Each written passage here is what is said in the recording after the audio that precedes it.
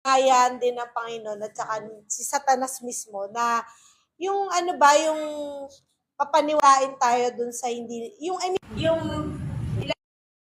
na na imposible. Yes. Pero kailangan natin kasing mamuhay na living by faith na hindi nga tayo nag-walk sa laman, kundi sa spirit. Yes. Tama ba yun?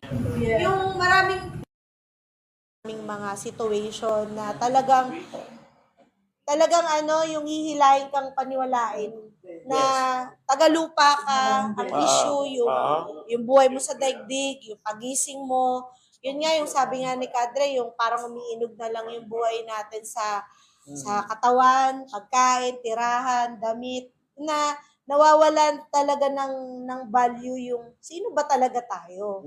Ano ba yung pinakikibakan natin? So talagang tama lang na paalalahanan tayo ni Kadre kanina. Kasi